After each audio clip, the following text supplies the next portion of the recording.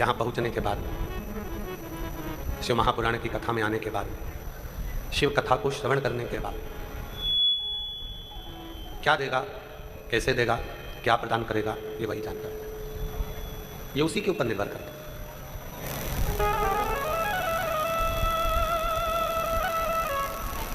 महाराज बस इतना याद रखना है हमें,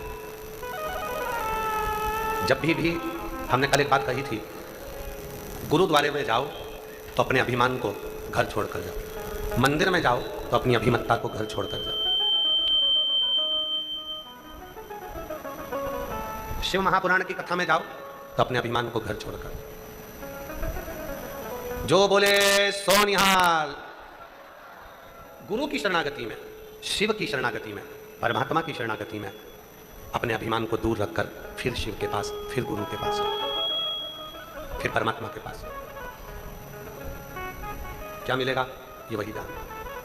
गुरु के पास जाना एकदम खाली होकर जाना, शिव के पास जाना तो एकदम खाली होकर जाना, खाली होकर। अच्छा एक बात पूछें आप लोगों से, बोलेगा जरा भटिंडा पंजाब वालों, जरा बड़ी प्रेम से बताइएगा। मोबाइल में बहुत सारे फोटो भरते जाओ, व्यर्थ के फोटो इकट्ठे करते जाओ, करते जाओ, करते जाओ, करते जाओ, करते जाओ, व्यर्थ के जो काम के ही नहीं है।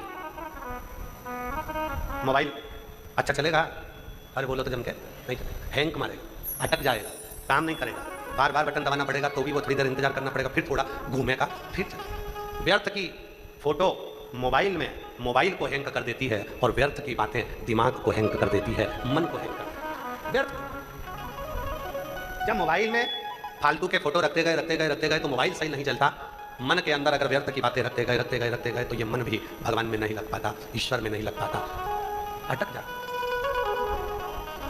तो क्या करना है, मोबाइल सही चलाना है तो व्यर्थ के फोटो को डिलीट करना प्रारंभ कर दो, और अगर शिव से दिल लगाना है तो व्यर्थ की बातों को डिलीट करना प्रारंभ कर दो। अपने मन के अंदर व्यर्थ की बातों को लेकर मत, ये जितनी जितनी व्यर्थ की बातें हमारे अंदर आती है उतना उतना हम मन को एकदम अपसेट कर एकदम निचोड़ कर बैठ ले। नहीं, आग लगे बस्ती में, जम के बोलो जरा, आग लगे बस्ती में क्या किसको रोइए, अपने को ज्यादा टेंशन नहीं लेना। आया किसी ने कुछ कहा, सुनते से यहां से वहां निकाल दिया, किसी ने कुछ बोला, कोई ने कहा, यहां से वहां निकाल दिया, ठीक है।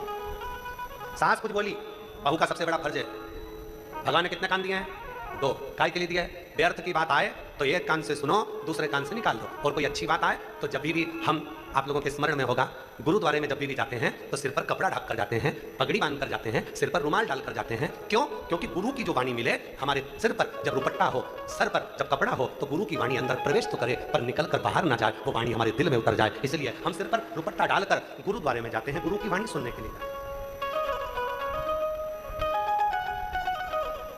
हम गुरु की वाणी सुनने के लिए जाते हैं तो सिर पर कपड़ा डालकर जाते हैं, पगड़ी बांध कर जाते हैं।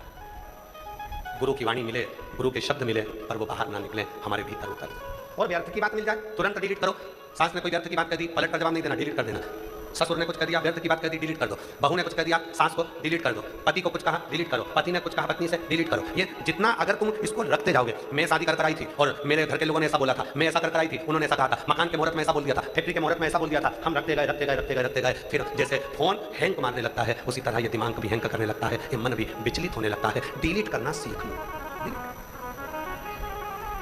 सबसे सुंदर तरीका है, मोबाइल सही चलाना है तो डिलीट करना सीखो, घर सही चलाना है तो डिलीट करना सीखो। कोई ना कुछ बोला, जान वो बोले और अपन भजन गाते हुए श्री शिवाय नमस्तुभ्यं, श्री शिवाय नमस्तुभ्यं, श्री शिवाय नमस्तुभ्यं, श्री शिवाय नमस्तुभ्यं। डिलीट करना प्रारंभ कर दो, बस इतना बहुत है। मन में ज्यादा इकट्ठा करेंगे तो वो अटक जाएगा, मन में इकट्ठा हुआ अटका।